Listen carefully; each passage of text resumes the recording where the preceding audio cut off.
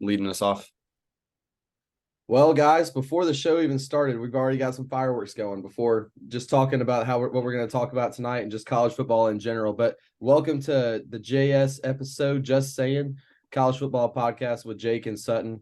This is episode 24. Wow. So week 10 review already on to week 11 almost. So we're going to do the best we can to review 9 really good games from this past weekend. We're going to revisit some best bets, give you our new top 25, and hand out some helmet stickers this week. Several players that are worth that. What a great week of college football. And Jake, I think we should start in Tuscaloosa, which was game of the week. Even though we ended up beating LSU more than y'all beat Missouri, I still thought the Alabama-LSU game lived up to the hype. I mean, it was very close at halftime. I mean, it was tied at halftime. Then, LSU comes out and scores in the second half to make it a 28-21 game. And then Alabama scores 21 unanswered. I want to get your take of the game, and then I'll say my piece on it. But I know you watched a good bit of the game, and then you kind of stopped watching once Jaden Daniels went down. But just kind of give me your gauge from what happened in your perspective sitting at home. Yeah, I mean, this is exactly what I expected because we talked about it. I think Alabama matched up extremely well against LSU, and obviously Bama's a second half team. Everyone knows that. First halves aren't y'all's half. Everyone knows. Y'all hung in there. It was tied. And then if it's tied, everyone knows y'all are going to win at the end of the day. LSU, really good team. They were explosive in the air. But, I mean, explosive on the ground with Jaden Daniels, too. I want to talk about that because both quarterbacks, goodness. I mean, the defense Jalen Milroe versus Jaden Daniels game, for real. It was disgusting on the ground for both of them. I'm trying to pull it up right now, but I know Jalen Milroe had like 155 yards and Jaden Daniels had like 163 or something like that. I mean, it was crazy. And they were both taking ankles, like absolutely. And also, both of them completed 15 passes, and both of them had 219 yards passing. Only Jaden Daniels only had one more attempt. Yeah. I mean, yeah, we spoke about it right before. I don't want to get into the Dallas Turner hit and what could have happened. But if Jaden Daniels doesn't get injured, this could be a different football game. I don't think it is. I think Bama wins either way because, I mean, it was my prediction going in. Obviously, I think they would have lost by less. But, I mean, who knows what they can do at the end of the day. Because when he went down, they were still losing by 14, right? I could be wrong. Yeah, it was 14. Was it 7? It was 14. Yeah. Like I said, I don't think he makes much of a difference. But I mean, you can talk about it the most since you were in the stadium when it happened. But I think the game changer was Jaden Daniels' interception. Oh yeah, without a doubt. Because I saw on Twitter it got to like 113 decibels. That's the loudest ever at Bryant-Denny. Where before that it was loud, it was rocking, of course it was. But I think the loudest before that was like 102, 103, and then all of a sudden jumps up 10 decibels on that interception. So it was huge for him. I mean, it was a great game all around for Bama. Strong showing on defense. I mean, going into this game, LSU was the number one offense in the country. Them or Washington, and the way Washington was performing the last couple of weeks, it was definitely LSU. So I mean, Bama defense, great as always. LSU defense, horrible as always. I mean, as a Georgia fan now, I mean, this has me scared because I think the biggest thing for Jalen Milroe, he did fine pass. I don't think he, lit LSU's defense up passing the ball. Definitely running the ball he did. But I mean, he was proficient in passing. But the biggest thing for him, looking at the box score, 0 interceptions. He didn't have any turnovers, and he only got sacked twice. So I mean, you can definitely see improvement from him. Whereas, I mean, it's the same thing. I don't think he's the world's best passer, but if he can just get the job done and get Alabama in a chance to win, this defense is going to lead them. So as long as he does good enough, and I think, just passing, he was good enough, where then you throw in his legs too. And obviously 4 touchdowns, that's just crazy. And y'all, I mean, the running backs did a decent job too. Jam Miller, he was in there early in the first quarter. Yeah. That was the first time I've really seen. I don't know. Very surprising for me. I was about to say, I'll let you talk about it, but I don't know if he was hurt because I know the name.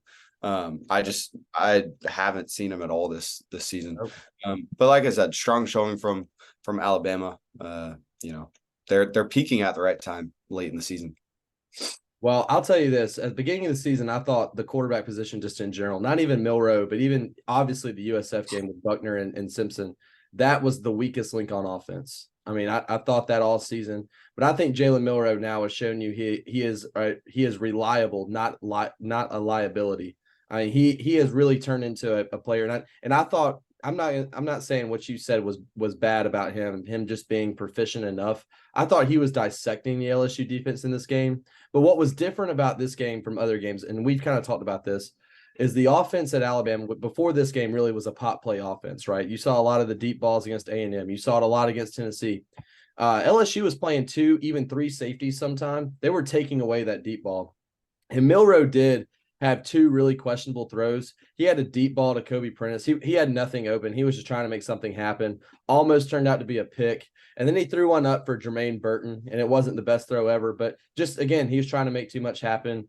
We've seen that a few times from him this season. So LSU, their defense is not good at all, and I'll get into that in a second. But they did take away the deep ball. They really made Jalen Milroe run the ball, the running backs run the ball, and then throw the ball underneath, which obviously worked out to a T for Alabama in this game. I mean, we punted one time. It was on the first drive. I think we went 3 and out on the first drive, and then we punted. And we had both of the sacks we allowed on offense. Only one was to Harold Perkins, and it was on the first drive of the game. And the other sack was Milroe's fault, and it was because he just held the ball way too long in the pocket. And it was also in the second quarter. So we only sacked twice, and it was in the first half. So that just goes to show you that second half performance that Alabama's been putting up all season has just continued to just go and go and go, with the outlier being Arkansas, obviously.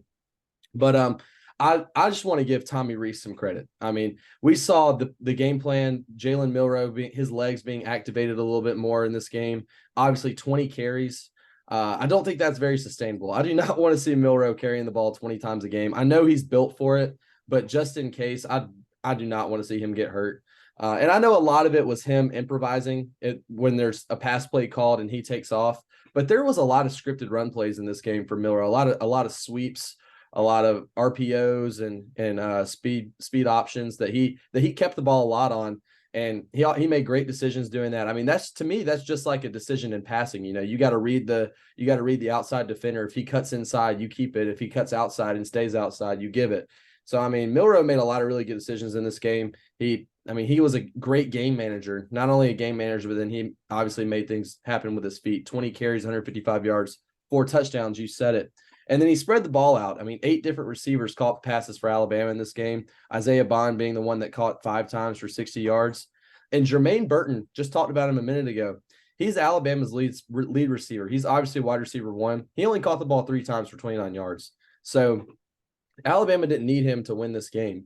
But then again, I will say, and just comparing the 2 quarterbacks, I came away a lot more impressed with Jaden Daniels than I did Jalen Milroe, because he is going up against a number 5 defense, and he basically matched or out exceeded what Milroe did against the 99th ranked defense in college football.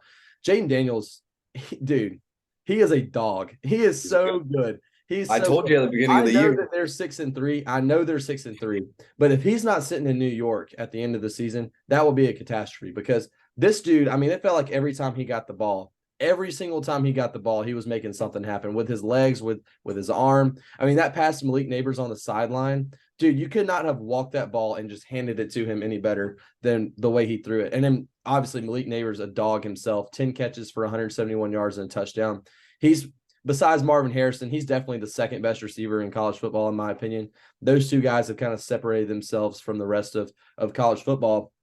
But back to Alabama, like you said, the running backs played really well too. Roydell Williams, great running the football. Jace McClellan, great. And we saw Jam Miller really early, something we haven't really seen all year. He's struggled in pass pro a lot this year, and I think that's why he hasn't played as much, because we don't trust him to block. And he's not known for being a receiver, but he had like a 38-yard reception on a 3rd and 4 that was a crucial play. Milroe fit it right in over the linebacker's head, and Miller took it about 30 extra yards after the catch. So he had a big contribution in this game as well. And then we saw, like I was talking about with Tommy Rees, the Deebo Samuel package. I know you probably didn't really think much about it when you saw it, but second drive of the game, we came out with Kendrick Law, one of our wide receivers, in the backfield as a running back. He has a Deebo Samuel type build. He plays just like Deebo Samuel, obviously not as good, but he had a great game too, catching the ball out of the backfield, short passes that he took for extra yards after the catch. Just he was fantastic as well in the game. I mean, just the offensive line too held in there. They played great all night, fit the run.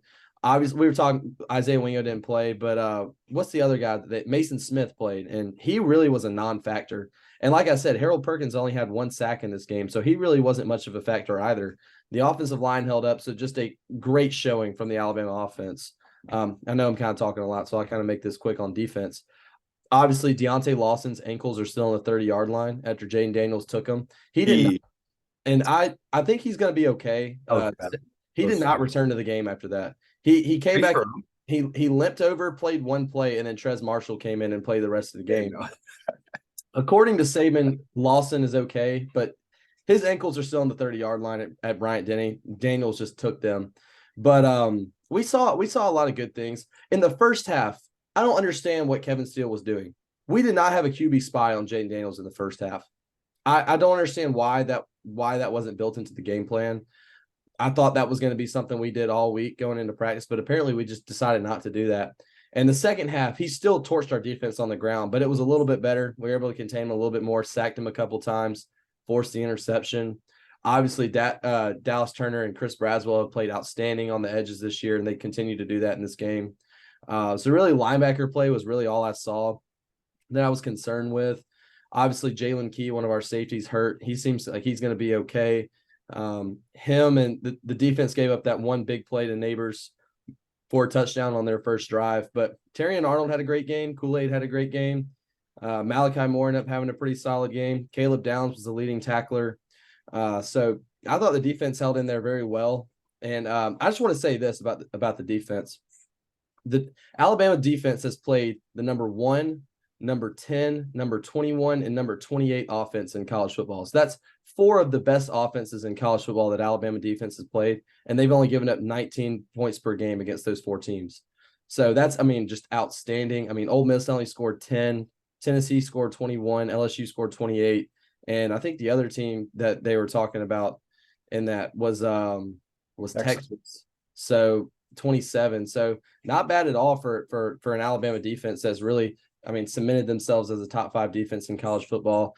Obviously, Will Reichard missed 2 field goals in this game. Better to get him out of the way now than later. So hopefully that kind of the bug is kind of out. But Alabama punted 1 time in this game. Like I said, on offense was the big key. I talked about it last week, Jake, when we did our preview. I said you're going to see the first complete game from Alabama's offense, and you did. So it's going to be scary for teams coming to play Alabama in the future because now we're really starting to play like a complete team. Going to Kentucky this upcoming week, and then obviously got the cupcake week, and then you got Auburn on the road. So I'll say this because we were talking about it a little bit pre-show, and then we'll move on to Georgia. Speaking of Georgia, if you would have told me, Jake, at the end of the USF game that Alabama would look like this and be playing like this, there's no way that I would believe you. So anything from the SEC championship, assuming Alabama makes it, and I think they will, they'll win this weekend, they make it. Anything more than the SEC championship is just icing on the cake for me. That's kind of how I'm going to approach the rest of the season, because Alabama really, I would have never thought they'd be in the position they'd be in after the USF game, after the Texas game.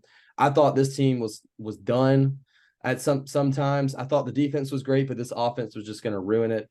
But man, they have really starting to take shape. And I like I said pre-show, Alabama can beat anybody in the country. They really can. And I wouldn't say I'm scared or nervous. I'm obviously nervous. I want to beat Auburn. That would make the season complete. And like I said, anything else off is icing on the cake. As long as we beat Auburn, don't really care.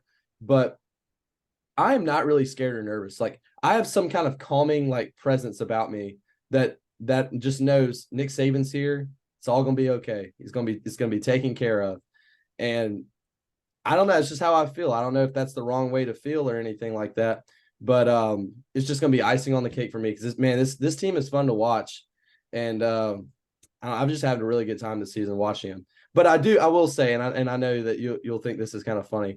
Big Game Boomer is putting Jalen Milroe he thinks Jalen Milroe is going to win the Heisman. There is no way if Jalen Milroe wins the Heisman, there's not a chance Jalen Milroe wins the Heisman. I'll even say this. I think Carson Beck probably has a better shot at winning the Heisman than Jalen Milroe does. But Jalen has been fantastic, and I've just really been impressed with his ability to kind of shake off the beginning of the season and really he's performed in these last two games in clutch situations with his arm, with his legs now. Man, he's really turned into a special quarterback, and I know he'll probably be back next season. I can't wait to continue watching him this year and then into next season. Yeah. Well, thanks for taking all that time. We're gonna have to kind of speed through all these previews. No, we don't have to. I got time. Well, I don't. You're an hour behind. I don't want to take an hour and a half. So I mean I won't take too long on Georgia. But that was our best game. I mean, come on, that's the only game that really matters from here on out till you get to Auburn. So yeah, I mean, fair. But I mean, we had a huge game up in Athens here. I'll let you talk about it first, kind of doing the same pattern where I talked about Bama first. I don't know how much of this game you got to see. I assume you got to see at least like the first half or so. What'd you take away? And maybe you watch highlights. So what'd you take away? I wouldn't say I had many questions about Carson Beck coming in this game, but if anyone did, I think they should be answered by now. This dude's legit quarterback. 21 of 32 for 254, 7.9 average, and did 2 touchdowns. He played his butt off in this game. Like, didn't really need Brock Bowers. Ladd McConkey was there. The deep pass to him was just a beautiful throw. Then stepping up and running in the pocket. I mean, he just looks exactly like he knows exactly what to do. He's attacking the defense right. He looks like a veteran out there. And I mean, he sort of is in terms of age, but obviously in terms of experience, he's not. But I mean, he looks like he's operating this Georgia offense just as good or better than Stetson Bennett when he was here. So I think it's exactly what Kirby was looking for in a quarterback. They found him, no questions asked about that. And then obviously the Georgia run game, I think they would have wanted it to be a little bit better. Only 4 yards a carry but this Missouri team's a really good team, obviously. And Kirby Smart talked a lot about it at the end of the game. I watched his press conference, and I think everything he said was right. You got to enjoy winning each game each week, and especially in this SEC conference, because we talked about it all year. The SEC and the Pac-12 have been the 2 most quality conferences all year. And I mean, you got maybe up and down the board 9 or 10 quality teams in the SEC this season. And you can anyone can beat anyone on any given weekend. Arkansas went to the Swamp and beat Florida. I'm not saying Florida's that great of a team, but I mean, Arkansas, we had them dead and buried and gone after a couple weeks ago, Jake. And I mean, they went to the Swamp and took care of business. So it's hard to win in this league. If anyone knows, I mean, it's Kirby Smart and Nick Saban, 2 guys that have been able to do it at a high level for many years. And then obviously the Georgia defense, they stepped up big time, especially in the second half there. Missouri actually had a lead at one point in the first half, but the Georgia defense stepped up and let the offense kind of take control of the game. And, it was a great showing by them. Nazir Stackhouse, pick 6. That was pretty cool. I thought that was pretty interesting. Not pick six. Or was it not a pick 6? No, he went down to the 3, and then they called a BS block or blindside block. It reminded me a lot of Marcel Darius back in the day for Alabama, just the big man getting the pick 6, or Jonathan Allen. But yeah, the whole Georgia. I mean, it was just a fantastic win for Georgia at home against a really good Missouri team, one that we've talked about all season. They have a big game next week against Tennessee at home, and then obviously Georgia. Like I said, that was kind of Alabama's last huge game of the season. Georgia's still got 2 huge games remaining on their schedule, hosting an Ole Miss team who I think is better than Missouri. So I want to talk about 2 back-to-back smacks in the mouth that Georgia's going to take, and then a third one when they go to Neyland Stadium. Then we know that place is just different. And Tennessee, when they're playing at home, they're kind of a different team than they are on the road. So it should be an interesting couple of weeks for the Dogs coming up. But like I said, don't want to take anything from Missouri because they're a really good team. And not Carson Beck, Brady Cook is a dog. Cody Schrader, a dog. And he actually played a little bit better than I thought in this game. But to me, he obviously had the first quarter touchdown to Burden. But after that, he was quiet. And that you just can't have that for Missouri. That's not a recipe for success for them. And that's props to the Georgia secondary. Yeah. Well, I mean, going off, that's what I'll start this game with. This was the Kamari Lassiter game where we know how good this Mizzou team is. Really good. I think they could potentially be a top 10 team. I think if they played LSU right now, they would win. And obviously maybe that's just because They gave their best to Georgia. They're going to play the best against their best team they have on their schedule.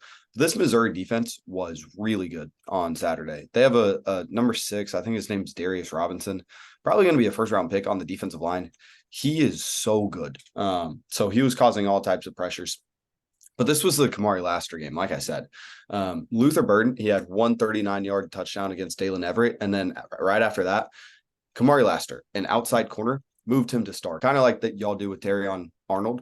Yeah. But imagine Terrion Arnold had to go guard a top 3 wide receiver in the SEC without ever having playing star. They cross-train him. He's been, practicing there since a freshman, but he's never played there in a game. And he had to go up against the best or second best receiver in the SEC behind Malik Neighbors and a top 3 wide receiver in the nation. And he was absolutely strapped. Kamari Laster played so good. And I'm already gonna tell you, I forgot he's getting my helmet sticker. He played so good. And without him, I think we lose. It was the same thing against South Carolina where he had to guard the best receiver on the field and they were strapped. And he did the exact same thing against Missouri. This Missouri team has so many weapons. You see Theo Weiss had 90 yards, and that was because Luther Burden couldn't get open against Kamari. But I mean, I don't know what you saw. Brady Cook, no matter what, all he did was just complete back shoulder throws. It was crazy. Every single time he wanted to, he would. I mean, people might be misguided by his stats, 14 for 30, 212, 1 touchdown, 2 interceptions. But I honestly think he played fantastic this game. A lot of his incompletions came in the fourth quarter whenever he had to just throw it and no one was open.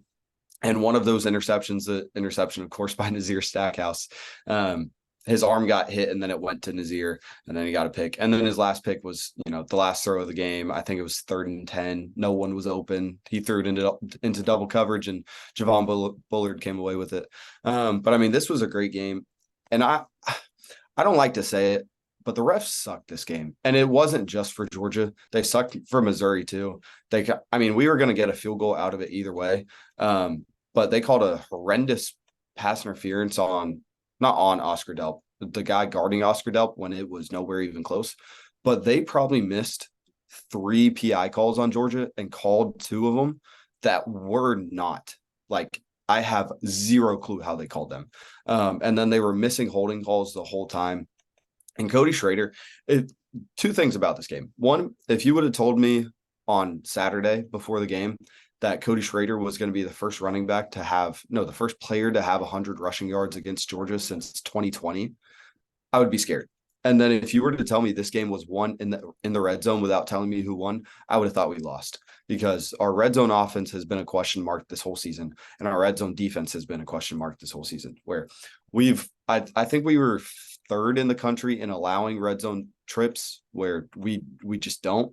But then getting into the red zone, it was like 99th where they were scoring so many times. And I don't know why that is. But this game, they only scored once they scored a touchdown once they got into the red zone. We held them to 2 other field goals. And then it was kind of the opposite for us where we scored 2 out of our 3 red zone trips. And I mean, you said it, we trailed in the first quarter. But I mean, it was exactly what I said Missouri was going to try to do. They held us in possessions where we had 1 possession in the first quarter, and then we scored in the first minute of the second quarter. So basically 2. And then we had 2 more possessions in the first half, and then in the second half, I think we had 4 more. So I mean, they did exactly what their goal was to do. And it was kind of like what you said, where y'all only had 1 punt. Brett Thorson, he had 3 punts, but 2 of those came in the last 2 minutes of the first half. Where I don't even want to get into time management because I don't know what Kirby was doing. I'm not going to hate on him for it. It's kind of what you said with Nick Saban. You're just going to trust him. He's the GOAT.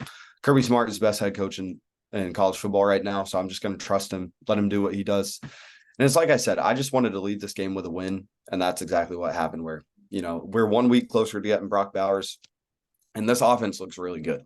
I know we only scored 30 points this game, but this Missouri team is really good. And in the SEC, I'm happy if we score 30. And so we got out of there with a win. Ladd McConkey, most underrated player in the SEC, most underrated receiver in the whole nation, had just under 100 yards.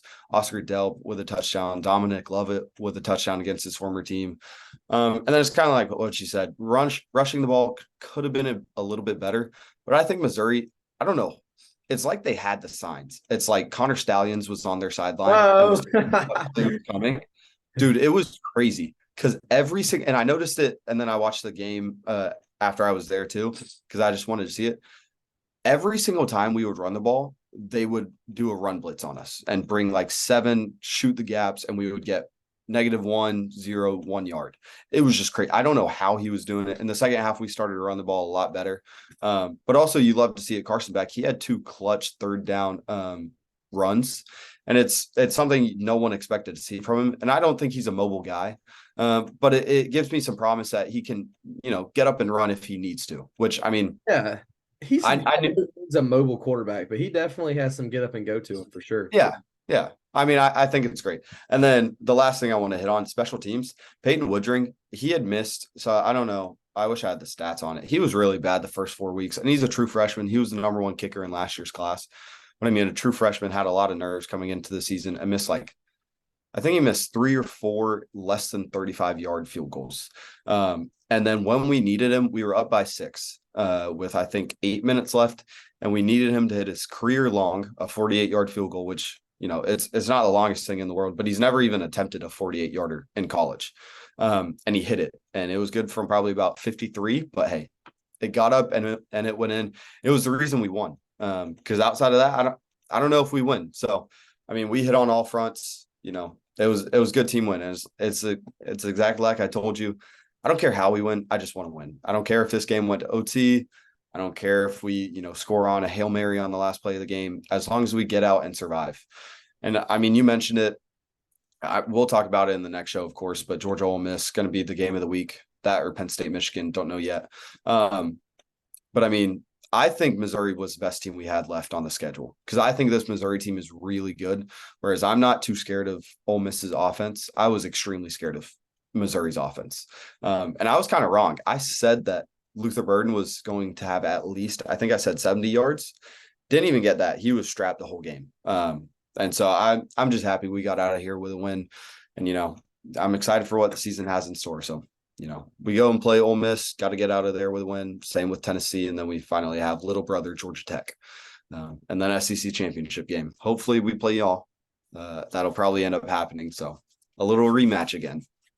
I'll say, but just real quick about Ole Miss, I think they're better offensively than Missouri is, and I think Schrader kind of gave you some scares this week a little bit. He was able to really run the ball north and south, and then when you got a guy this upcoming weekend, Quinshon Judkins, who can do it north and south, east and west. He can catch the ball. He's the best running back in the SEC. That's going to present a little bit of a challenge for the Georgia defensive front. I think Jackson Dart. Maybe he's not as good as Brady Cook, but he's still a very quality quarterback in the SEC. And a guy that I'll talk about a little bit in this game, Trey Harris II. He was all over the place in the A&M game. We'll preview that game real quick, but go ahead. Yeah, real quick.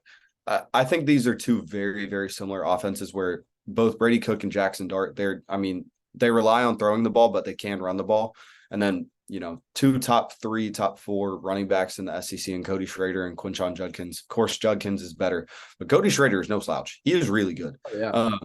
But the thing that gave me hope is that we saw one half where Brady Cook was running all over us. In the first half, dude, just, it wasn't QB draw, but it was, he would scramble and pick up 19. He would pick up 15, and it just made no sense. But in that first half, Cody Schrader, I think he averaged 1.9 yards a carry. They could not run the ball with their running back. And then in the second half, it was the complete opposite, where Brady Cook couldn't scramble. If he tried, he would get tackled, for 1 yard gain, first sack, whatever it was. But I think Cody Schrader averaged like 8 to 9 yards a carry in the second half. So it was a tale of 2 halves. And so if we can just combine that when we play Ole Miss, I think we cover against them. I don't know the line. I think it's 10.5 points, which is a lot of points. I don't know why it's that high. But I mean, I'll give my prediction then, but I'm not too scared for that game.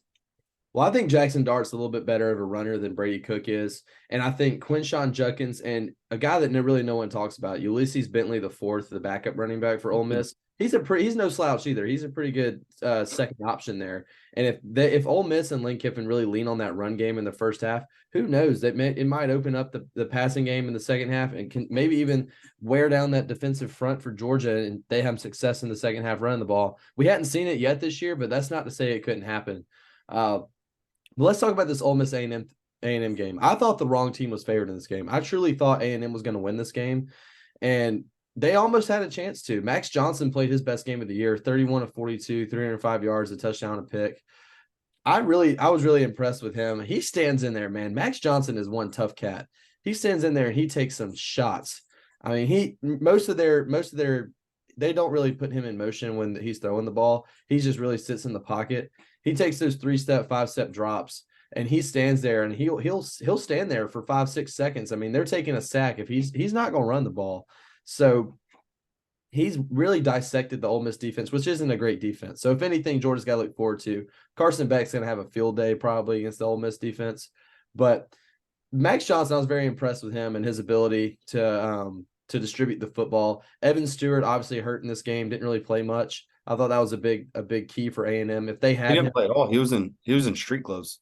Yeah, so if they had him, who knows if they win this game. But still very impressed by the A&M offense. Obviously, the A&M defense, as the year has gone on, has kind of just they've lost their intensity for sure. I thought they played amazing against the Alabama. Oh, their defensive front played good against Alabama. We obviously know their secondary is a liability. And Jackson Dart, I mean, proved it. 24 of 33 for 387 and 2 touchdowns. Just a sample of what he can do. And this is an offense that can do anything. And with Lane Kiffin's expertise in play calling, and with Trey Harris making one-handed catches just look easy down the sideline in the back of the end zone. I know the one in the back of the end zone didn't count, but he's a dog. He's a guy. He's an underrated guy who no one really is talking about. Where's he from? UTSA? I don't know, but I think he might be actually. But he's definitely their number one guy. They kind of have a three-headed monster like Missouri does. I mean, with Dart, Judkins, and Harris. Obviously, I think the Missouri duo or trio, is a little bit better, but Ole Miss can feature them in different ways. I think with Kiffin's play calling, that's more scarier to me than Eli Drinkwitz, just because Kiffin is such an offensive mastermind. Who knows what he's going to come up with? I mean, you'd have to think he has the Alabama and Georgia game circled on his schedule before the season starts. So that's when Ole Miss can make the show the world that they're ready and up to the task, especially playing at both of those teams this year. I mean, that sucks for Ole Miss. They don't get either one of those games at home. But I mean, we saw Kiffin's biggest win of his career at Ole Miss was against LSU. Can he up that one this upcoming week against Georgia? Who knows? I do think that 10.5 is pretty fat though, and it's a lot of points. But still, very impressed that Ole Miss was able to come away with the win in this game, especially a week that they could have been looking over A&M to look forward to Georgia. But I thought they played a fantastic game on offense and did just enough on defense to hang in there and win the game. I mean, that's the nature of Texas A&M. I mean, this is exactly what I expected. A&M has the roster to hold in there in any game they play with anyone. I think if Georgia went and played them, Georgia wins by 7. I think if Ohio State played them, Ohio State wins by 7. Michigan wins by 7. I mean, it's just the nature of having 5 stars littered on the field. But the thing is, you don't win the big games and you lose a lot of games that you should win. And that's the whole reason I don't understand why Texas A&M is so highly ranked. I understand the spread and everything and them, Josh Pate rating them high. But this is what I come to expect from Jimbo Fisher because his roster's stacked. He has a really good team. But I mean, it's what Ole Miss was searching for. Jimbo Fisher can't get that signature win. I know he had one against Bama and was it 2021? Yeah. Okay. I was going to say 2021. Wasn't sure if it was that year. No, he had it then. But I mean, outside of that, he chokes a lot of games, choked against Miami, choked this game. They were winning. I think it was 38-35 or sorry, 35-31. 35-31. Yeah. I was in the stadium. I couldn't watch the whole game. But I saw, the highlights of I watched the first half and then saw the highlights of the second half. But I mean, you mentioned it. Jackson Dart had a great game, 24 for 33, 2 touchdowns, 387. Quinshot Judkins had 3 touchdowns on the ground, looked really good. And I'm not exactly worried for our game next week, but it puts a little bit of fear in the back of my mind. Seeing what Cody Schrader was able to do against us, and obviously going up against a better version of him. But I mean, you mentioned it. Trey Harris, had an outstanding game, had 2 one-handed catches. The one in the back of the end zone doesn't count, but that was crazy. And then 213 yards. He looked really good. But I mean, I don't know. I thought Ole Miss was going to win this game the whole time, even when they were down 35-31. For some reason, I thought they were coming back, and they ended up doing so. So I mean, Texas A&M just finds it another way to choke a big game. Yeah, and Trey Harris was injured against Alabama, so he didn't play in that game, but won't be injured against the Bulldogs this upcoming Saturday. So we'll see how that goes. But let's kind of shift to the Big 12. And what I thought was going to be an upset, I actually had 2 upsets this week, and it was so close. And I want to talk about that. And I were so close to predicting both teams lose. So close. Chris Klieman. We should have been right. Dude, you should have been right. Chris Klieman, what an idiot. Why would you not kick a field goal and over? Your team has all the momentum, and you send them out there on 4th and goal, draw up a terrible play that puts a not mobile quarterback in motion and try to throw on his back foot, and it just looks awful. First off, they couldn't run the ball in this game. And then Will Howard, terrific performance. I mean, 26 of 42 for 327. Would have been my helmet sticker. He was fantastic in this game. He was awesome. They had a really good passing game pretty much the whole game. Even in the first quarter when they were trailing, they were still making some things happen. They just couldn't put together the drives. And then finally in the second half, they were able to. And a lot of it is due to the inexperience and, quite frankly, the bad play of Malik Murphy. I mean, he did not look good in the second half at all. First half, A.D. Mitchell was his go-to guy. A.D. Mitchell and even Xavier Worthy at times. A.D. Mitchell had a great game, 8 catches, 149 for a tutty. He was fantastic in the first half. And then Malik Murphy just could not complete a pass in the second half, it felt like. He finished this game 19 of 37 for 248 yards, a touchdown and 2 interceptions. And you could tell Sarkisian didn't really want to put Arch Manning in a situation like that where it's a close game, kind of the season on the line type of game. You kind of want to stick with a guy who has a little bit more experience, more time in the system. You don't want to throw a freshman out there in a situation like that. So I agree with sticking with Murphy, but you could tell their emphasis in the second half was running the ball, and Jonathan Brooks really helped that out a lot. 22 carries for 112 yards and a touchdown. He may really be the unsung hero of this game. The way he was able to kind of put the offense on his back and sustain a little drives and just keep the ball away from Kansas State just a little bit longer in the second half. I know you probably weren't able to watch this whole game because you were probably in the stadium. Y'all had an earlier kickoff, but man, just the end of that game, it still irks me. I mean, Chris Klieman, they really had a chance to walk out of there with a win and kind of clear a clear path towards Dallas at the end of the year for the Big 12 championship, maybe even repeating. But they kind of just killed themselves this week after going for it on fourth and goal in overtime. So I don't really have any other words, but just disappointment when I was watching that. I mean, it really could have happened. It should have happened. I sincerely believe if they kick a field goal there and tie the game up, they go into the second period of overtime and they probably win it because Texas was not moving the ball well. And, they ended up kicking a field goal. They went 3 and out in their first overtime and they kicked a field goal. So just disappointment. Yeah. I mean, I'm disappointed for a different reason.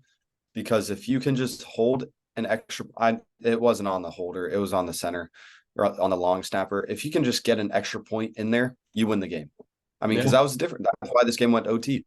Yeah. Because, I mean, the kicker missed, I think it was a 33-yarder early in the game. I know he made the 45-yarder, the clutch goal to go into OT.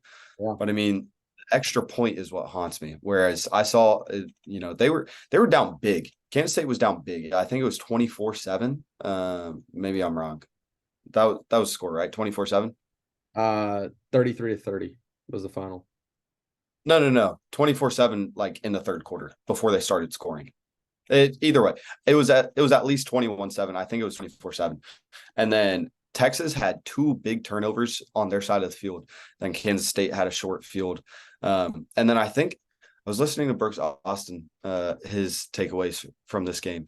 I'm pretty sure Kansas State, one of their scores started on their side of the field, which is just crazy because that means, they were taking over, had great field position every single time. And you mentioned it, Will Howard in his first game back played tremendously. 26 for 42, 327, 4 touchdowns and interception. He was definitely going to be a helmet sticker for me if they won this game. So if that extra point goes in, he could have had a sticker on his helmet. So that's the reason I was disappointed in this game. Kansas State should have won. All power to Texas. They got away with a win. That's what you want to see, from a top 10 team, potentially top 5 team. But dude, I'm so disappointed because we were this close to being right about Texas and Oklahoma, the next team. If that's all you want to talk about, I'll go ahead and start off. Yeah, I'll just say real quick about Texas, but like we've said all year with Alabama, with other really good teams, they find a way to win. And Texas, without their starting quarterback, who it's kind of evident with Quinn Ewers, it's a much different team. It's a much better team, but they're still able to find ways to win, and that's all that matters. With really good teams, we'll find a way to win, and Texas has really proven that. Yeah, and it's what Oklahoma State did this week against Oklahoma, where their offense is really good. Alan Bowman, 28 for 42, 334. He was a guy that struggled early this year. Lost to South Alabama because of Allen. 33-7. Yeah. And then your guy, Ollie Gordon, on the ground, 137 yards, 2 touchdowns. You just love to see it from Jake. He scored a touchdown and did the Heisman pose. I loved it. I didn't even see that. You just love to see it from the little brother, in the last Bedlam series, which is so I'm sure they'll play again eventually. I hope so, at least. But at least for now, the last Bedlam game, Oklahoma State, the little brother, came out with a win, and you love to see it. Big brother now. Do what? They've got bragging rights now. They're big brother until they play again.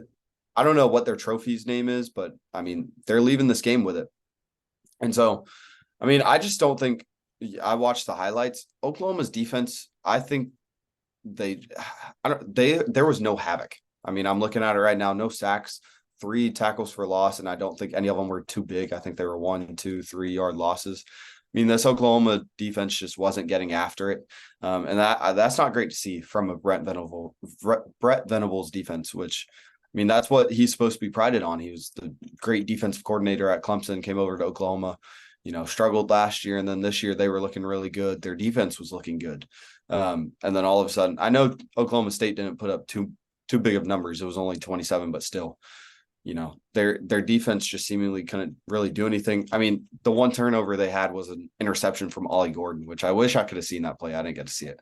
But I'm sure that was just a really bad decision. But I don't know. Were you able to watch the game? I watched a decent bit of the game inside the stadium. What are you think was?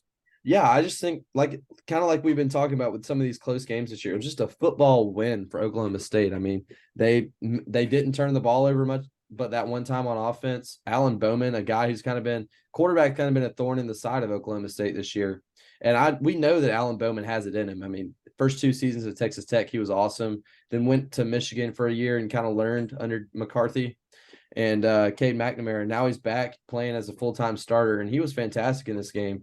Really took care of the football, distributed it to his playmakers. And then Ollie Gordon II. I really wanted to see him put together a really good game against a top 10 team, and he did. 33 carries for 137 yards and 2 touchdowns. He really should be in the Heisman conversation. He won't be just because of who Oklahoma State is, unless they continue winning. If they win the Big 12 championship, there's a chance he's sitting in New York, but I don't think so. He's still been the difference maker for that team. He's kind of the heart and soul of the team. And then Oklahoma State on defense really surprised me. I think Oklahoma is going to get theirs anyway. Obviously, we know Dylan Gabriel is a really good quarterback, and then they were able to find some success in the run game. But towards the end of the game, they kind of got away with it from it. They wanted to throw the ball a lot more, and Gabriel just made a costly mistake there towards the end of the game. And then on 4th down, it wasn't a great play call by the offensive coordinator Jeff Levy. Stoops didn't even run enough to get the first down. There was no way he was getting a first down on that play. I think you got to look towards, even though he may be your best receiver, you got to look towards a bigger target for that play or a tight end or something if you're going to run that route. But Oklahoma State at home, great crowd. Probably one of the better crowds of the week, if not the best crowd of the week. It was personal to that team that Oklahoma is leaving the conference and not going to play Bedlam, and it was personal to those fans. So just a shout out to the Cowboys and their fans down there. Just great win, great team win, great showing from the fans. So couldn't be happier for them. But let's go over to the Atlantic Coast for just one game. We'll talk real quick about this game. I was actually able to watch this whole game. I wonder what Tyler from Spartanburg has to say now about Dabo Swinney. Buy all the stock while you can, said Dabo. But Clemson takes down Notre Dame 31-23 without Will Shipley. Clemson improving to 5-4. Notre Dame has just kind of gone away. I mean, Sam Hartman. I mean, he's a guy that I thought was going to be great towards the beginning of the year. He has regressed as the year has gone on. I mean, he had a pitiful game, 13 of 30 for 146 with 2 picks. He was straight up bad in this game. I mean, just bad. And Audric Estime was really making a lot of things happen in this game. He was the heart and soul of the Notre Dame offense, kind of like Ollie Gordon, but it just wasn't enough. Clemson at home. Cade Klubnik wasn't great in this game either. 13-26 for 109, a touchdown interception. It was really Maffa, the guy that kind of both running backs just kind of carrying their teams. 36 carries for 186 yards and 2 touchdowns for Phil Maffa, but he had a fumble at the end of the game that almost cost Clemson this game or made it a game towards the end. Could have gone into overtime if Notre Dame would have capitalized, but Sam Hartman threw a pick. Clemson defense, man, you got to give credit to them. Jeremiah Trotter, the front seven over there, they were fantastic. Clemson was able to sustain drives, and they kind of held the time of possession, and that really was the key in this game. They also won the turnover battle. Notre Dame turned the ball over 3 times to Clemson's 2. So Clemson just kind of won an old style football game here, running the football, not too much passing. Is kind of a game that Dabo was known for in his early days at Clemson. Before Deshaun Watson. I mean, the Taj Boyd era has kind of looked like that. You know, I really feel bad for Klubnik because he's in a situation where he doesn't have a ton of talent around him. So it's not going to make him look good. But we know he's a really good quarterback. And if surrounded by talent, he's going to make things happen.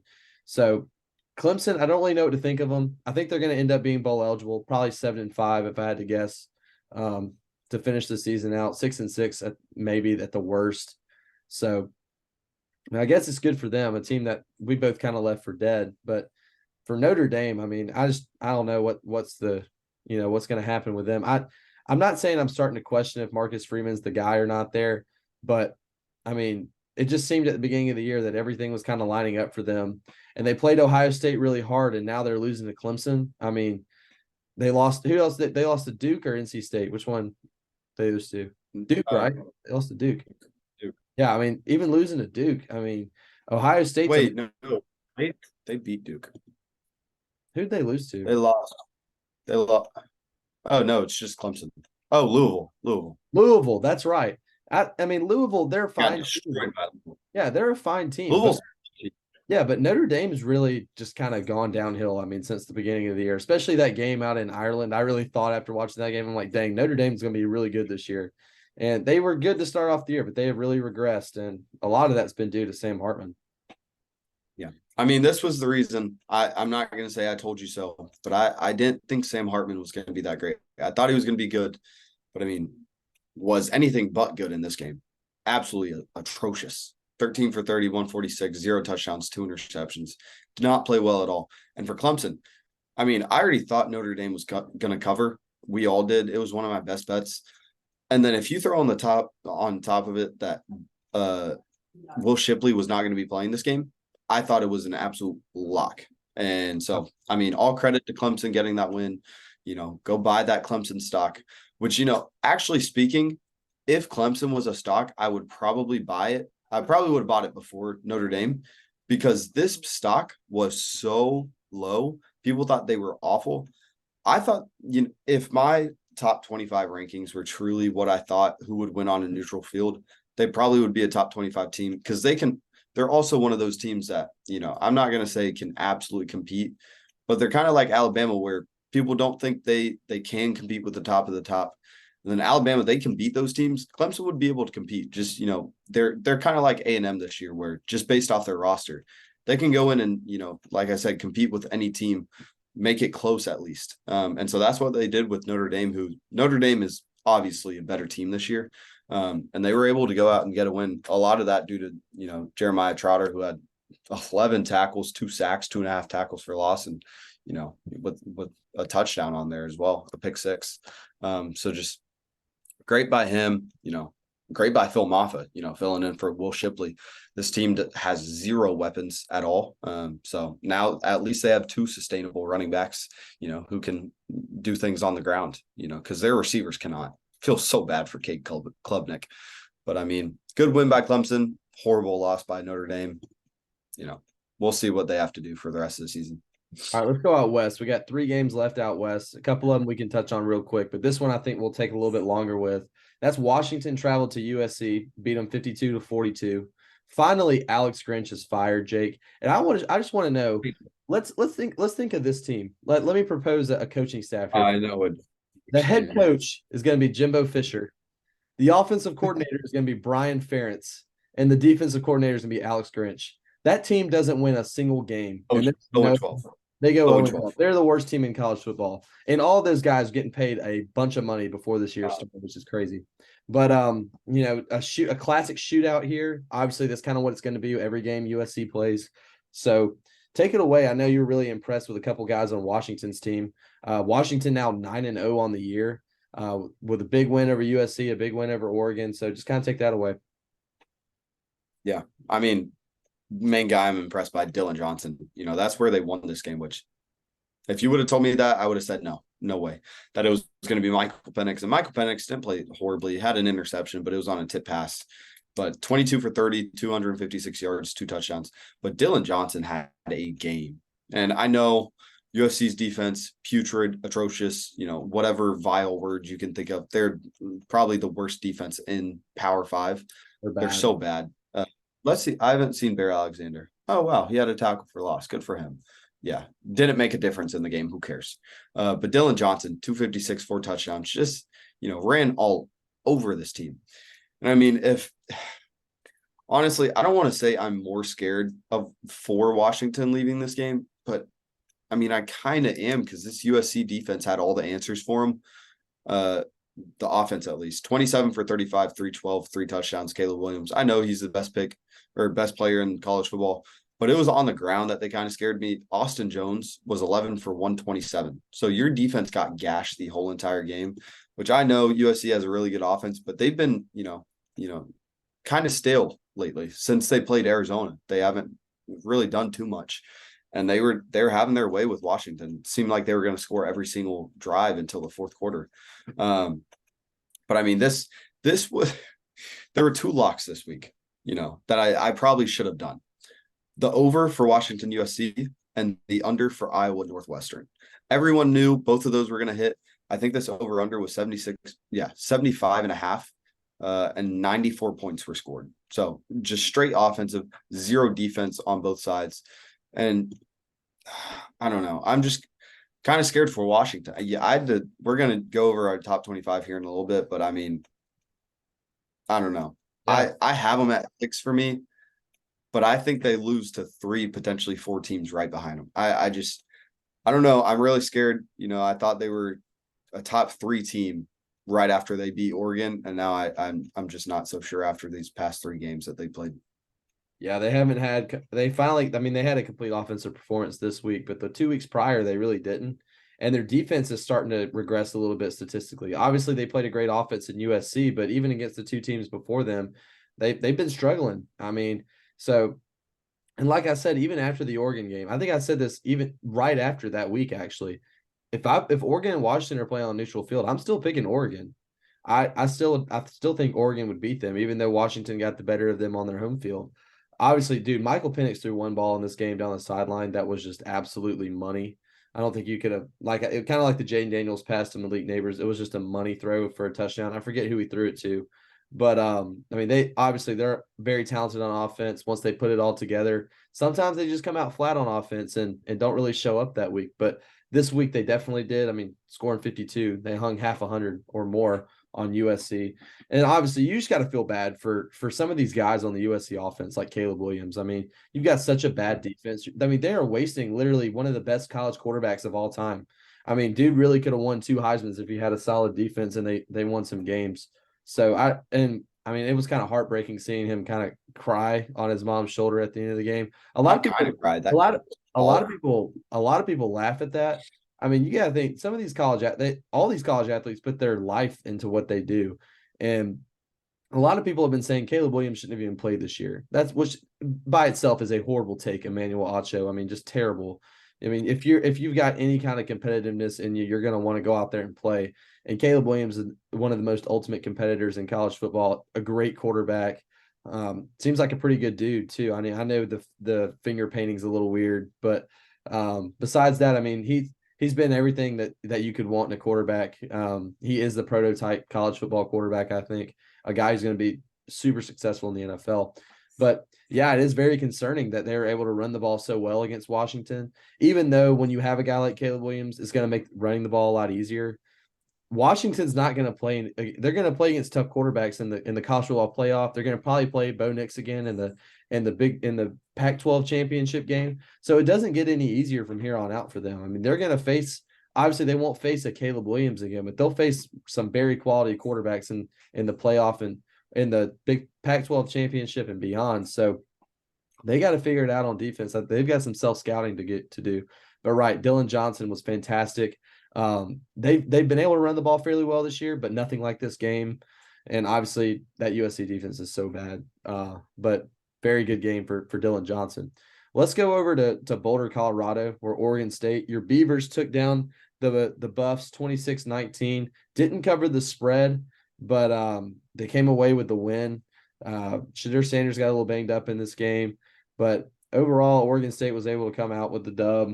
You know, I didn't get to watch much of this game, but just judging off the stats, I mean, it looks like the Colorado defense has gotten better as the years gone on, and Shadur had a really good game, 24 of 39 for 245 and 2 touchdowns. But like I've said all season with Colorado, they've got no run game to support Shadur. I mean, their leading rusher had 17 yards. And then Oregon State was pretty balanced on offense. DJU completed half of his passes. Damian Martinez, 21 carries, 115 yards. So it obviously wasn't the best that Oregon State could have played, especially on offense. They should have done way better than this against a bad Colorado defense. But impressed with Colorado's defense. They've gotten better as the years gone on. Still not good enough, obviously, and it won't be. Shadur is a great quarterback, got a lot of great talent around him on offense, except at running back and at O-line. I mean, I really mean he's got good receivers. I'll just put it like that. But I mean, their running backs are good. That O-line is just atrocious. Oh gosh, it's so bad. Yeah, you had negative like rushing yards. Yeah, and Oregon State, they're pretty balanced on offense. They've been balanced all season, but I need to see better performances from the Beavers because they're not out of it yet. I mean, if they went out, they're still in the Pac-12 championship conversation, but it doesn't seem that they're going to be able to do that. They've got some tough games coming up, so I mean, we'll get your take on it because you know the Beavers more than anybody else here. So, yeah, I mean, the thing is, it's a win. A win's a win. I didn't get to watch this game, but I mean, box score scouting, Oregon State owned this game. I would guess it's probably one of those games where, the score doesn't indicate how close it was, where, total yards 418 to 238, first downs 25 to 15, rushing the ball 195 to -7. So I don't want to assume, but I would assume those are, 2 late touchdowns, probably in garbage time. I just don't really know if this game was too close. I probably should. I mean, Colorado had a safety this game, which was good. But I think that, maybe where this game was, made it closer is the 2 fumbles that were lost by Oregon State. But I mean, it's kind of like I've been saying, a win's a win. Who cares who looks really good at this point? Oregon State is out of the playoff race. But I mean, they're still fighting for a New Year's Six Bowl. They still have, all their goals still in front of them. I doubt they were, aiming for a playoff earlier this year. But I mean, you still have Washington, Oregon. If you can escape Stanford, that'd be great. But I mean, if you can just go upset one of those teams, Washington or Oregon, who knows what that Pac-12 championship is going to look like, especially if it's Oregon, because that's going to be Oregon's second. Fight hard against Oregon because this is the last time they've got the Civil War. I mean, that's the thing about this, this Oregon State team is because I know they've lost to Arizona. Arizona is a really good team. And I know they lost to that Washington State team when people thought they were better than they were. But I mean, this team is hard to beat. It's going to be physical. They're going to limit possessions. And so this, especially against Washington, I'm going to be scared going into that game. I don't know what the line is right now. I kind of want to find out if I can. But yeah, no line set right now. But I mean, if it's anything more than 6.5, I'm probably hammering Oregon State on it just because I have no clue how that's going to go, and they're going to limit possessions. So Oregon State team, like I said, still have everything in front of them and, escape Boulder with a win. Yeah, let's take one more pit stop here in the Pac-12, and then we'll head on to finish out the rest of the show. And that is the Arizona team you were just talking about, improving to 6-3 as they beat UCLA 27-10 at home. UCLA having the same problems they've had all season. Still haven't really figured out that quarterback thing over there. Ethan Garbers with 13 of 21 for 143 and a touchdown. He's nothing really special, to be honest with you. Dante Moore is going to be the guy there long term. He's just really young. He's been making a lot of mistakes. And honestly, if you're Chip Kelly right now, I think you just got to take some lumps. I mean, now you're 6-3, really out of the picture. I say you throw Dante Moore in there and just let him get some experience heading into next season. You don't want to ruin your young quarterback by keeping him on the bench with really no confidence. So I think that's what you kind of have to do if you're Chip Kelly from here on out.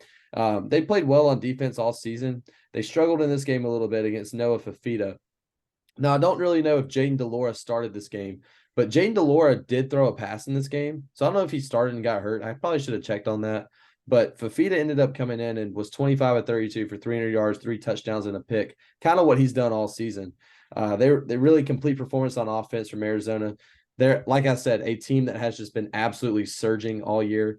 They even had a turnover, and UCLA didn't, and they still outgained them by over 150 yards, and then had 6 more first downs, and then time of possession almost had the ball 10 more minutes than UCLA did. So the sustaining drives, keeping the ball away from UCLA and against a good defense in UCLA. Arizona, very impressive, and they've got a chance to continue turning some heads in the Pac-12. I think they're definitely a top 25 team. They're in my top 25. They're surging.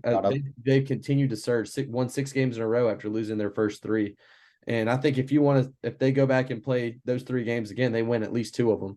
So I'd venture to say all 3. Maybe. Yeah, maybe.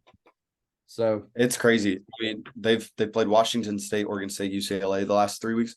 This is the first team ever to beat 3 straight ranked teams when they were unranked all 3 weeks, which is, I don't know how they were unranked in that last game. I mean, that's impressive in and out of itself. And I just checked on Jalen DeLora. He didn't start the game. He came in and just threw 1 pass for an incomplete pass, some random drive. He might be their guy now. Not might be. I'm pretty sure that means Jaden DeLora has lost his spot. And Noah Fafita has played really, really well. If he's played since the start, I think he's in the Heisman race because it's kind of insane. I want to see how many games he's played. So actually, I told a lie. They only lost. They lost back-to-back games. They lost week 5 and week 6 against Washington and USC, and then they lost week 2 against Mississippi State. So they've won 3 games in a row now. But I think if they go back and play Mississippi State, they win. I think if they go back and play at USC, a game that they really were in control with for a long time, they probably win that game and took them to 3 overtimes. I don't know how that Washington game would go now. Washington's been a team that hasn't played as well lately either. So theoretically, Arizona could have been undefeated if they're playing as well as they are now, if they'd been able to sustain that all season. And they have at Colorado next week. So interesting game. I mean, Arizona could finish it on a hot streak. I'm looking at Noah Fafita's stats. Listen, in essentially 5 games, he's thrown for 1,500 yards, 14 touchdowns, 4 interceptions. A few yards in 3 games where he was the backup, no touchdowns, no interceptions. So basically per game average, he throws for about 300 yards, 3 touchdowns, and less than 1 interception. So just insane by a backup QB. Like I said, if he's been playing since the start, they probably win that Mississippi State game. And I don't know. They could have won another game if he had that experience. So, I mean, this Arizona team, kind of like what I said with Bama earlier, they're peaking at the right time. And they could go into Utah. This is a game against Colorado they definitely should win, and same with Arizona State. And they're not going to be favored against Utah. I mean, but this is definitely a team that can go in against them. I'd pick them to beat them right now. I am 100% picking them to beat them. So that'll be interesting when that time comes. Yeah, well, a good review section. Let's not wait any longer. Let's go revisit our best bets. I went 4 for 5 on my bets. Obviously, the only one I lost was the Notre Dame Clemson. How'd you do? Oh, not good at all. I went 2 for 6. Oh, 4 for 5? yeah. I got Arizona. I had Arizona outright beating UCLA. UCLA was favored by 3. So that hit. I had Auburn covering 12.5 against Vanderbilt. That hit. I had the Kansas State Texas over at 49.5. That hit. And I had a game we didn't talk about. I had the under in Army Air Force. Army just outright destroyed Air Force 23-3. That was the score at halftime. It ended up being the final. So sorry to the Air Force Service Academy, but they will not be playing in the field. Yeah. But But yeah, you also had Notre Dame -3 with me because we both had. That's what I said. Yeah. And then you also bet the under of Army Air Force. Both those didn't hit. Under did hit in Army Air Force. Wait, did it? Yeah, it was 23-3 was the final. 31.5 was the under. Oh, I thought it was 23-10. Oh, wow. That was worse than I thought it was. Oh. Yeah. Well, either way, not a strong showing for me. I went 2 for 5. So, that's tough. And my best bet was Auburn, and that hit. So, yeah. Notre Dame didn't hit. Penn State hit. They destroyed them. That was Maryland. Oh my gosh. Looking good going into that matchup against Michigan, 51-15. It was crazy. Wow. And then UCLA didn't hit, not even close. We're not going to talk about it. Carson Beck had a really good day, but his line was really high, 285.5. He had 254, didn't hit. Talia, 223.5. I slammed the under, didn't hit. Both of us bet the under, but didn't hit. I mean, I didn't watch that game, but I can just assume he was just throwing the ball. I don't know how many interceptions he had. He probably had some garbage time deep pass. Doesn't mean he had a great day. So that sucks that hit. So probably sucked. And then anyway, the only flex I have is that Quinshon Judkins 0.5 rushing touchdowns. He had 3. The very first drive he had one. So, that was the best for me. So not a great showing for me. And, I still have the lead on the season, but it's by 1 bet. So it is what it is. I'm hitting at 53.4%. You're at 52.1. So, I mean, just one bet is going to change that. So we'll see. I got to lock down and, and I'm on a 2-week hot streak now. So we'll see. We'll see what happens. I was on a 3-week hot streak, and then last week it wasn't too bad. And then this week it was just atrocious. I need to get back to my roots. Go bet the under of the Iowa game, whoever they're playing. What was that game? Was it 7-3? Hold on. 10 I wanted to mention 10-7. 10-7 was the final. Iowa 10-7.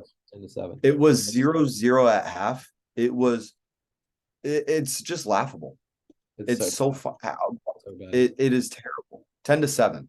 I mean, that's just how. And then they had Iowa's QB 65 passing yards. Was it Deacon Hill? Yeah. 10 for 15, 65 yards, 1 touchdown, 1 interception. Just insane to me. Yeah. Anyway, do you want to do helmet stickers or top 25 first? Let's do top 25, and we'll start with you. 25-21. Go ahead and give us who you've got, kind of where they were last week, too. Yeah. See, this is what I'm saying. My top 25 isn't truly who would win on a neutral field because my 25 is Notre Dame, 24 is James Madison. Obviously, Notre Dame would beat James Madison, but Notre Dame has 3 losses. James Madison, 9-0. Got to put them there. Notre Dame, what were they? They were 12 for me last week. And then losing to Clemson. And honestly, I should probably have Clemson at the spot instead of Notre Dame. That's what I'm going to do. Clemson's my top 25 team. Okay. I'm buying that Clemson stock right now. But then 23, I got Utah. 22, I got Kansas State. They're up 2 spots even after they lost. They should have easily won that game, but it was what it was. And then Tulane at 21. So they didn't really move for me. Yeah, 25 for me, back up from unranked. And back in my poll is James Madison. 24, I've got Kentucky. They're up from being unranked.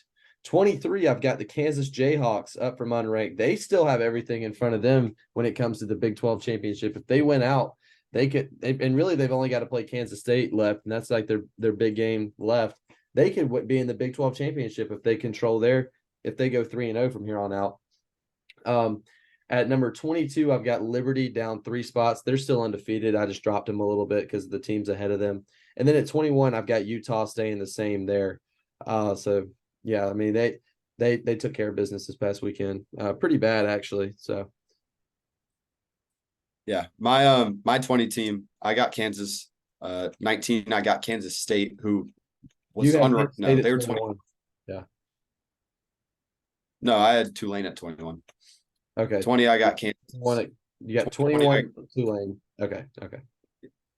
20, I got Kansas. 19, Kansas State, who went up 5 spots even after they lost. And then, oh wait, I had Oklahoma or Kansas State at 22. Whoops, Yeah, I was about to say that's I a heard them mistake. twice. So Yeah, let's throw Kentucky at 22. We'll throw them there. Who cares? Had a good win against Mississippi State. Looked good. Looked yeah. dominant. Yeah. So Kansas State at number 19, Oklahoma at 18. They dropped 7 spots for me, and then Oklahoma State at 17. They're up from unranked. I didn't have them ranked last week. And then also a team who was borderline unranked, 25 last week. I have Arizona at the number 16 team. So I mean, they're peaking at the right time. Honestly, they should be ranked. I'll just give the number 15 team because it's Oregon State. They should probably be ranked higher than them.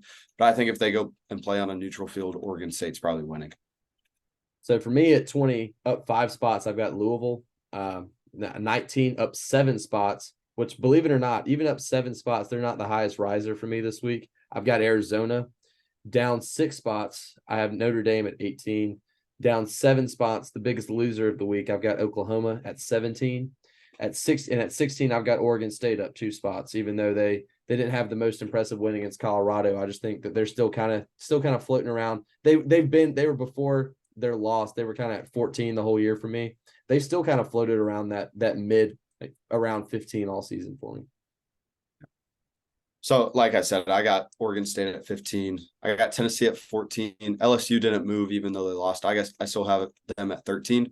Call me crazy. Missouri jumped up 2 spots for me. They're now number 12. And it's really because Oklahoma and Notre Dame dropped. But I mean, they played their best game of the season. And I'm going to be looking at them to win that Tennessee-Missouri game. I think it's going to be great.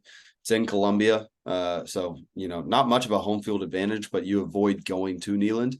So I think Missouri wins that football game. I think they're really good. And, they could be a top 10 team by the end of the year, if once these teams ahead of them start losing. And then I have Louisville at 11, who honestly, I know they're a good team. They got to play someone else. While you're talking, I'm going to look at their schedule, see who they play.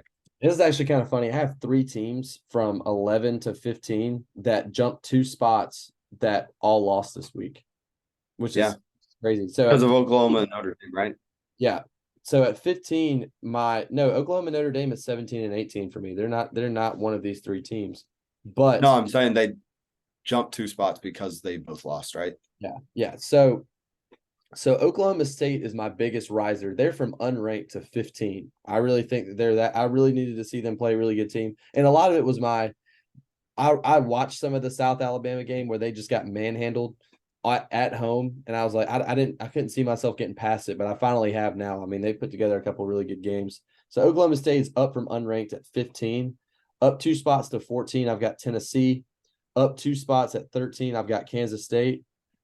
Even though they lost to Texas, up 2 spots. I've got at 12. I've got Missouri, even though they lost to Georgia, and then up 2 spots to 11. I've got LSU, even though they lost to Alabama.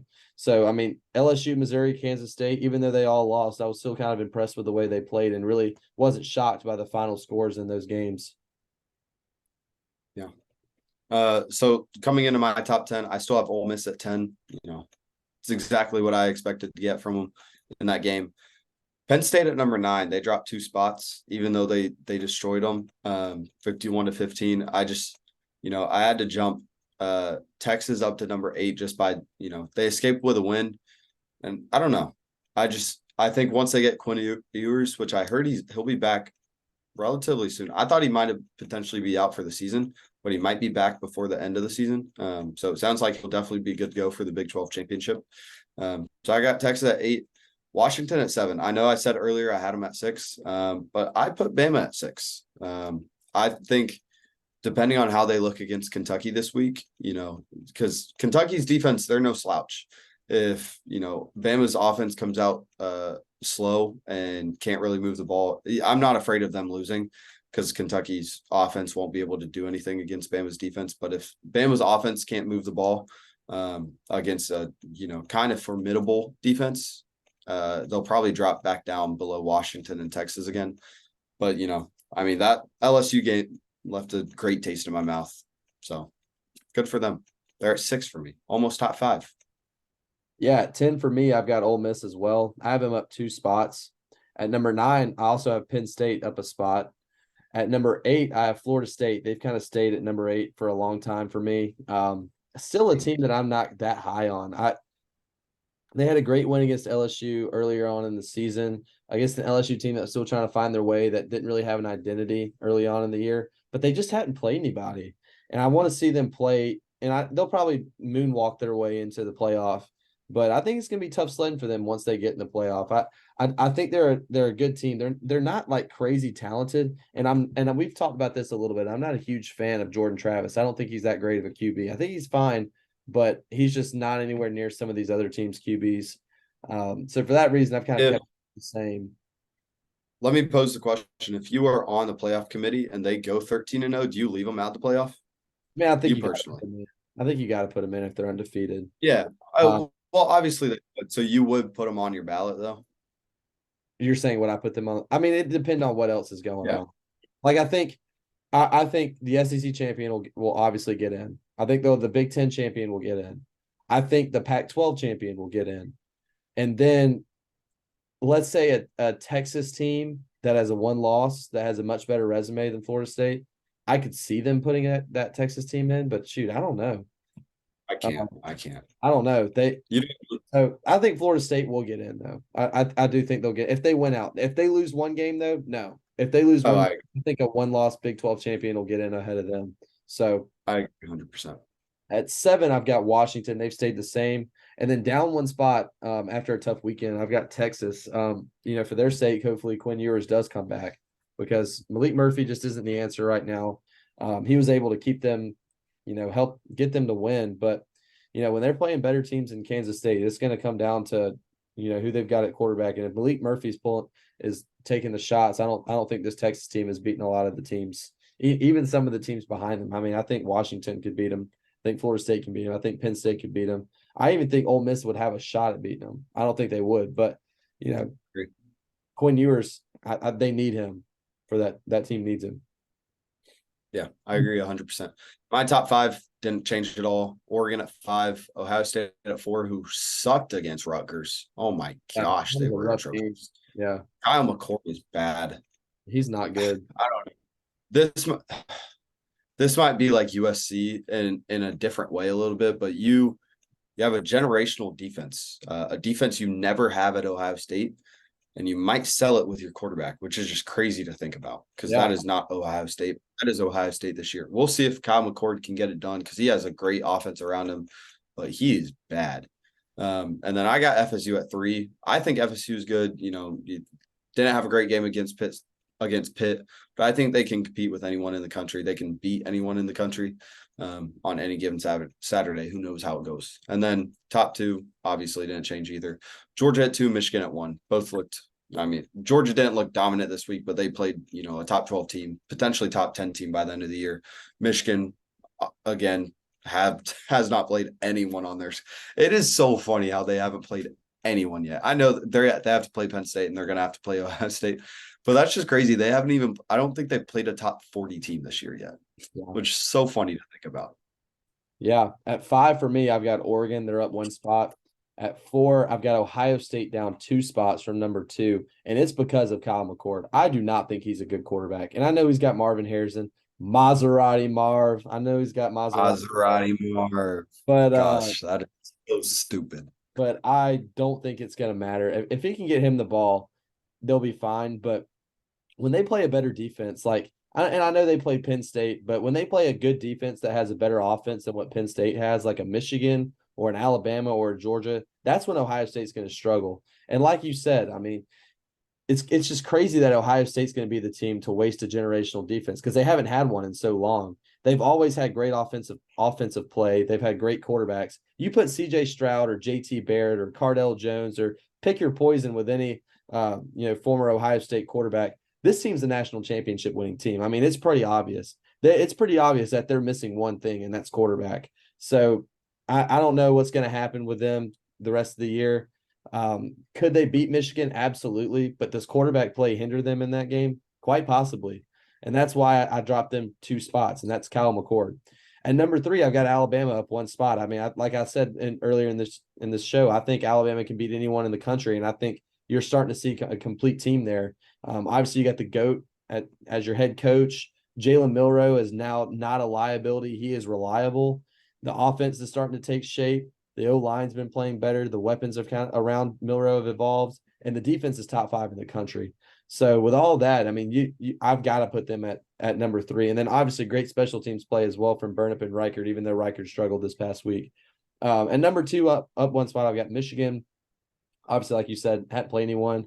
This weekend will be a test for them on the road in Happy Valley. We know how crazy that environment can get. And Penn State's got a really good shot at winning this game, coming off a great win against Maryland where they put up a bunch of points.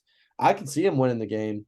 I'm not going to pick them to win the game because I personally think Michigan is, a better team than them. But look out. Apparently, Big Ten is going to come up with they're going to hit Michigan hard this week. Harbaugh might be suspended for the season. Apparently, Jim Harbaugh might not be on the sideline. Who knows? How much does that really matter? How much does that really matter? We may have to talk about it again on Thursday. We'll talk about that on Thursday. But that's something that's definitely to be able to watch this upcoming weekend. And I've heard that game day doesn't want to go anywhere where Michigan is right now because they don't want to have to approach the subject. That's why game day is going to Georgia. Not that the Georgia game is worse than the Penn State Michigan game, but I think Penn State Michigan was the obvious place to go, and they ended up going to Georgia Ole Miss. But I don't really know how to broach that subject right now, especially with the way that program's going. And then obviously for me, number 1, I've got the Georgia Bulldogs. Big win against Missouri at home. We'll continue to see how they play this year. When will Brock be back? But like I said, these next 2 games for them are not easy by any stretch of the means. So we'll see what kind of resiliency they provide with a tough slate coming up. Oh yeah, Brock update confirmed. Kirby confirmed today he was running last week. So I said it. This guy's a super freak, superhuman. I don't know what to call him. He was obviously going to be back earlier than his timetable. I think there's a chance he plays against Tennessee, not against Ole Miss. There's a chance he plays against Tennessee. Do I think he will? No. I think we're going to hold him back or hold him out because I don't think we're going to need him. But he's obviously going to be good to go. I think he's going to get reps against Georgia Tech and be good to go against Bama because this dude is just crazy. But we'll get into helmet stickers. I'm not going to take too long on mine. I'm going to give some love to the Bama fans, to the Bama viewers watching out there because people just think I hate them, and I do. I'm not going to sugarcoat it. I hate Bama.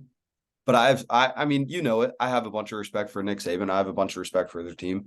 I have a lot of respect for Jalen Milroe. He's a great guy, great leader. Wasn't a great quarterback at the start of the year. Neither one of us thought it. But I mean, he's played great down the stretch. This past game, obviously 20 carries for 155 yards and 4 touchdowns, just insane on the ground. You said he was the first player in Alabama history to have 4 rushing touchdowns, and I'm pretty sure first quarterback to have in a single game have 4 rushing touchdowns. Alabama or Alabama. College football? Alabama. I'm pretty sure he was the first one in SEC history as well. Not 100% sure on that, but anyway, great game from him. So we'll see if we can see more from him from the passing angle, especially going up against better defenses here. Not the next 2 weeks, but the next 2 big teams he plays in, Kentucky and Auburn. So I think he'll play great. Yeah, I'm gonna start off giving some love to a guy who's on a team that we haven't given much love to all season, and he plays defense, and that's Jeremiah Trotter Jr., the Clemson linebacker. 11 tackles, 7 of which were solo, 2 sacks, 2.5 tackles for loss, and a 28-yard pick six versus Notre Dame that kind of sealed the win for Clemson. Huge week from him. One of the better performances we've seen defensively all season. We know this guy's a player. He's going to be a good player in the NFL, probably one of the top linebackers taken in this upcoming class. So yeah, props to Jeremiah Trotter and that Clemson team. Tyler from Spartanburg, I know he's probably not watching, but I wonder what he's got to say after this past weekend. Yeah. I'll keep it on the defensive side. I'll show a little bit of my Georgia bias, although I don't think it's bias at all. If anyone watched this game, Kamari Lassiter, I mentioned it earlier. It was his game. He was absolute straps. Guarded Luther Burden for the majority of the game. And I don't know if you think I know you said Malik Neighbors is the best receiver outside of Marvin Harrison, but Luther Burden could very easily be holding the Biletnikoff at the very end of the year. Who knows? And Kamari Lassiter, dude, he just had him strapped the whole game, had him in a seatbelt. And I'm pretty sure, I could be wrong, but I don't think he allowed a pass on him the whole entire game. No matter if it was Theo Weiss, Luther Burden, I'm pretty sure he guarded Mookie Cooper a couple times.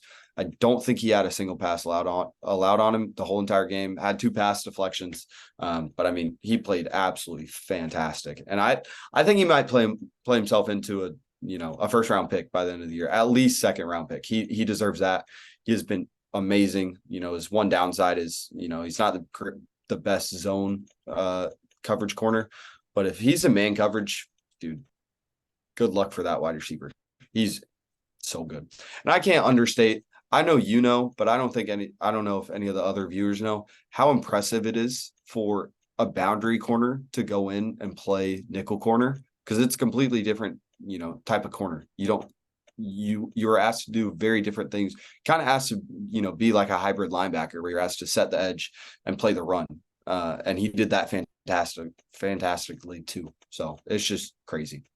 Terrion Arnold's done that very well for Alabama, and he's played some safety too. So he's just Terrion Arnold and Lassiter, both one of those just very hybrid guys you don't really see much anymore. But I'm going to go back to the offensive side of the ball.